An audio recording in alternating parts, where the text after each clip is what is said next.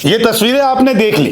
ये तस्वीरें हैं ग्रेटर नोएडा की, जहां पर अफगानिस्तान और न्यूजीलैंड का एकमात्र टेस्ट मैच होने वाला था, लेकिन अभी तक इस टेस्ट मैच का आगाज़ तक नहीं हुआ है, क्योंकि मैदान खुदा हुआ है, मैदान गीला है, मैदान पर मजदूर काम कर रहे हैं, पिच टेस्ट मैच के लायक नहीं है, मैच रेफरी लगातार इंस्पेक्शन कर रहे हैं, सुविधा इस मैदान पर कुछ नहीं है और यहाँ पर टेस्ट मैच अभी तक शुरू नहीं हो पाया। इसी बीच अफगानिस्तान क्रिकेट बोर्ड ने एक बयान दिया था कि वो इस मैदान पर नहीं आएंगे, बीसीसीआई को भी निशाना साधा था, लेकिन अब अपने बयान से उन्होंने यू टर्न लिया है और कई सारी अच्छी चीज़ें वो धीरे धीरे बोल रहे हैं। लेकिन आप खुद सोचिए कि क्या ऐसे मैदान पर मैच हो सकता है जिस मैदान को खुद बीसीसीआई ने बैन किया हुआ था। जी हाँ, अफगानिस्तान और न्यूजीलैंड का एकमात्र टेस्ट मैच ग्रेटर नोएडा के शहीद विजय पार्थिक स्पोर्ट्स स्टेडियम में खेला जा रहा है। 3 दिन हो चुके हैं, अभी तक एक भी गेंद नहीं फेंकी गई। बारिश के कारण मैदान का हाल बेहद बुरा है, गीली आउटफील्ड, मैदान कर्मियों के पास अनुभव कम, मैदान पर सुविधा भी सही तरीके से नहीं है। अफगान टीम ने सुविधा पर बयान भी दिया था कि यहाँ पे हम वापस नहीं आएंगे, फिर से इस मैदान पर नहीं खेलेंगे। अफगान ने इसे अपना होम ग्राउंड भी माना था। खराब सुविधा को लेकर बीसीसीआई पे निशाना भी साधा गया था। ये सारी चीजें अभी तक 3 दिन में हो गई कि हम नेट्स नहीं कर पाए, पिच खराब है, मैदान गीला है, आउटफील्ड बेकार है, यहाँ पे मैदान कर्मी जो स्पोर्ट्स स्टाफ होता है उनके पास बिल्कुल भी एक्सपीरियंस नहीं, तरह तरह की बातें की गई। लेकिन आखिरकार इसका जिम्मेदार कौन है? जिम्मेदार खुद अफगानिस्तान है, क्योंकि अफगानिस्तान ने ही इस मैदान को चुना।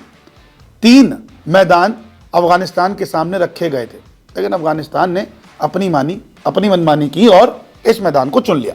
पूरा माजरा क्या है वो धीरे धीरे आपको इस रिपोर्ट में आगे आगे समझाता हूं। बीसीसीआई का इस टेस्ट मैच से कोई लेना देना नहीं है। जो भी ये सोचता है कि बीसीसीआई ने टेस्ट मैच आयोजन किया, तो बिल्कुल नहीं।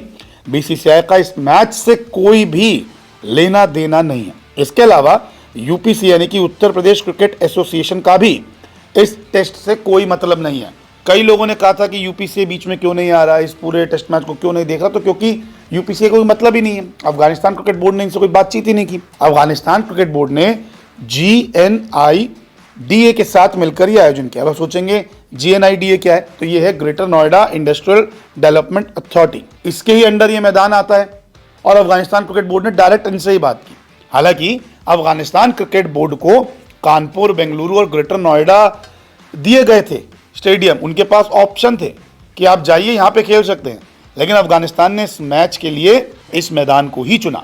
बीसीसीआई ने इस मैदान पर 2017 में बैन लगाया था। दिल्ली से ग्रेटर नोएडा पास है, सब जानते हैं, तो ऐसे में अफगानिस्तान से सीधा फ्लाइट दिल्ली की मिलती है। और ये भी कहा जा रहा है कि अफगानिस्तान इस टेस्ट मैच में कम से कम खर्च करना चाहता था। पैसा भी बचाना है, उंगली भी उठानी है, टेस्ट भी नहीं खेलना है, बार बार बयान देना है कि हम वापस नहीं आएंगे, ऐसी सुविधा क्या दे दी। बीसीसीआई पे उंगली उठाई, यूपीसीए पे उंगली उठाई, लेकिन आप पैसा नहीं खर्चना चाहते थे। आपको जब 3 मैदान दिए गए तो आपने सिर्फ ग्रेटर नोएडा चुना। चले जाते कानपुर, चले जाते आप बेंगलुरु, आप जाते हो सही, आप बोलते हो सही, फिर देखा जाता कि क्या हो रहा है। लेकिन अब जो अफगानिस्तान की तरफ से एक बयान आया, उसमें उन्होंने क्या कहा वो सुन लीजिए। अफगानिस्तान क्रिकेट बोर्ड कहता है कि हमने भारत में 3 संभावित स्थानों पर विचार किया, बेंगलुरु, कानपुर और ग्रेटर नोएडा। दुर्भाग्य से बीसीसीआई के घरेलू मैचों के कारण अन्य 2 स्टेडियम उपलब्ध नहीं थे और यूएई की अत्यधिक गर्मी की वजह से इस टेस्ट मैच की मेजबानी वहां करना सही नहीं था। न्यूजीलैंड के व्यस्त कार्यक्रम को देखते हुए हमने ये सुनिश्चित करने के लिए ग्रेटर नोएडा को चुना। यहाँ महत्वपूर्ण मैच आयोजित हो जाएगा। भारत में अभी मानसून है और लगातार बारिश ने भारत की घरेलू प्रतियोगिता को भी प्रभावित किया है। हम मौसम को नियंत्रित नहीं कर सकते, लेकिन बीसीसीआई ने हमें अतिरिक्त मशीनरी प्रदान की है और खेल शुरू करने के लिए परिस्थितियों को आदर्श बनाने के लिए आगे के प्रयास जारी हैं। तो एक वक्त अफगानिस्तान बोर्ड ये कह रहा था हम वापस नहीं आएंगे, और अब ये कह रहा है कि बीसीसीआई ने तो हमें बड़ी मदद की है और वो मशीनरी भी दे रहे हैं, क्योंकि शॉपर्स यहाँ पे आ गए, मैदान गीला था तो यूपीसीए ने कुछ मशीनें पहुँचाई, कुछ बीसीसीआई ने पहुँचाई, हर कोई मदद कर रहा है। लेकिन जब आपके पास ऑप्शंस थे तो आप क्यों नहीं गए? इसका जवाब तो यही है कि वो खर्च कम करना चाहते थे इस पूरे मैच पर। अगर कोई और भी बात है तो वो अफगानिस्तान क्रिकेट बोर्ड जानता है। हालत इतनी बुरी है कि मैदान पर एक गेंद भी नहीं फेंकी गई। जो स्टैंड्स में बने हैं फैंस के लिए वो भी ख़राब है, मीडिया कर्मियों के लिए भी पानी और बिजली नहीं है। तो कुल मिलाकर इस मैदान का हाल बेहद बुरा है और एक इंटरनेशनल टीमों के लिए जो मैच होने वाला था उसके लिए ये परफेक्ट स्टेडियम तो नहीं है।